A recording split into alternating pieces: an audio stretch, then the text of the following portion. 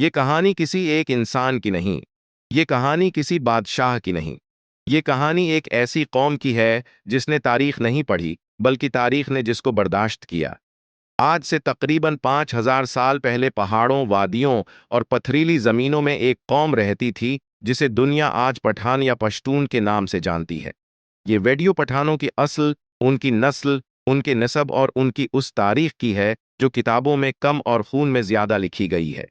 مین کہانی: پٹھان 5000 سال پہلے، آج سے 5000 سال پہلے دنیا کا نقشہ بالکل مختلف تھا۔ نہ پاکستان تھا، نہ افغانستان، نہ ایران، صرف پہاڑ تھے، درے تھے اور قبائل تھے۔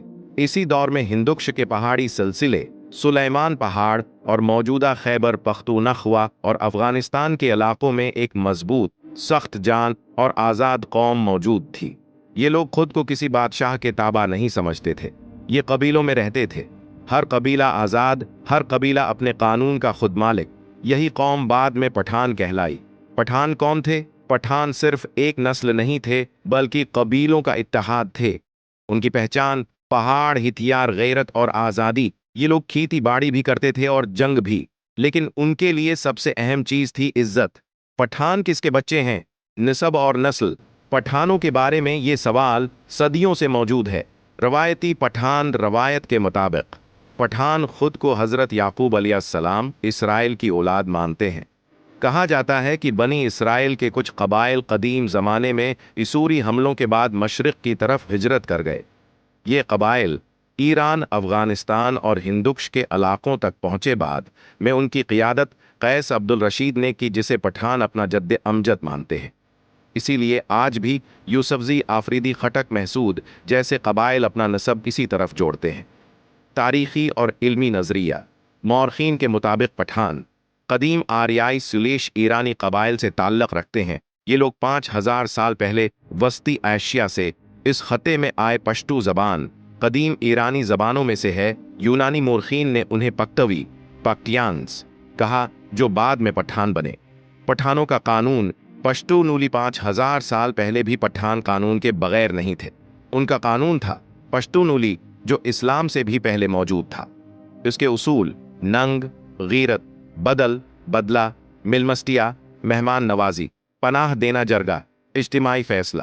یہ قانون کتاب میں نہیں، دل میں لکھا جاتا تھا۔ پٹھان اور جنگ: پٹھانوں کی زمین ہمیشہ حملہ آوروں کے راستے میں رہی۔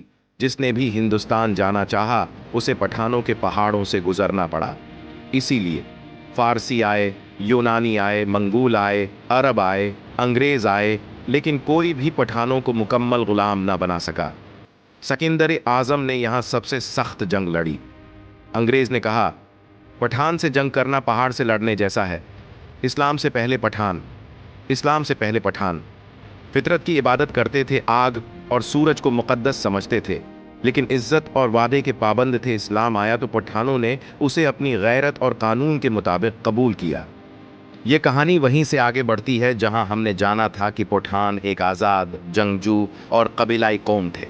لیکن اب سوال یہ ہے کہ یہ قوم صرف پہاڑوں میں کیوں رہی؟ یہ قوم ہر دور میں لڑتی کیوں رہی؟ اور یہ قوم ہر حملہ آور کے سامنے کیوں کھڑی ہوئی؟ پٹھانوں کی زمین: دنیا کا دروازہ پٹھانوں کی زمین ہمیشہ دنیا کے سب سے خطرناک راستے پر رہی۔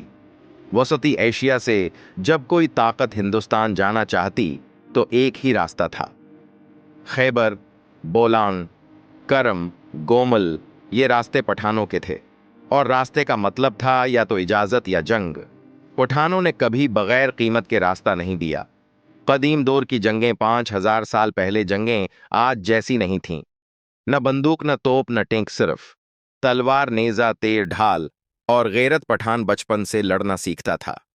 ہتھیار اس کے لیے زیور کی طرح تھے۔ ہر قبیلہ اپنی حفاظت خود کرتا تھا۔ کوئی مرکزی بادشاہ نہیں، لیکن ہر قبیلہ ایک قلعہ تھا۔ ہجرتیں: پٹھان کہاں کہاں گئے؟ پٹھان صرف ایک جگہ نہیں رہے۔ جنگوں، قحط اور سیاست کی وجہ سے انہوں نے ہجرتیں کیں۔ اسی لیے آج افغانستان، خیبر پختونخوا قبائلی علاقے، بلوچستان، شمالی ہندوستان، ہر جگہ پٹھان ملتے ہیں۔ لیکن جہاں بھی گئے وہ اپنی 3 چیزیں ساتھ لے گئے: زبان، قانون، غیرت۔ پٹھان اور زبان پشتو زبان صرف بولی نہیں، یہ شناخت ہے۔ یہ زبان پہاڑوں میں بنی جنگوں میں سخت ہوئی وقت کے ساتھ زندہ رہی، ہزاروں سال گزر گئے، لیکن پٹھان نے اپنی زبان نہیں چھوڑی۔ سکندری اعظم اور پٹھان۔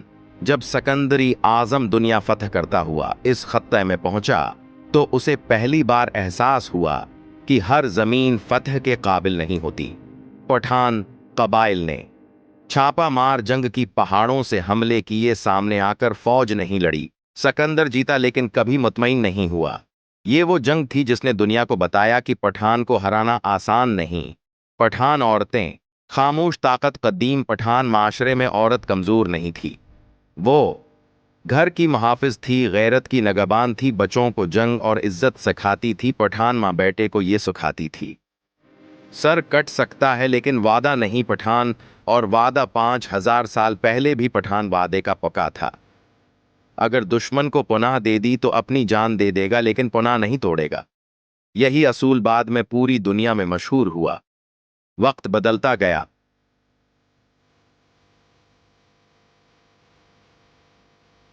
وہیں رہا، ویسا ہی رہا، آزاد رہا۔ اسلام آیا، پٹھان مسلمان ہوئے، لیکن اپنی شناخت کے ساتھ۔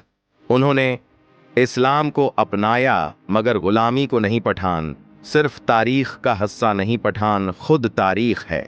یہ قوم راستہ روکتی ہے، وقت کو تھکاتی ہے اور طاقت کو آزما لیتی ہے۔ اسی لیے دنیا نے سیکھا، پٹھان سے دوستی کر لو یا جنگ کے لیے تیار رہو۔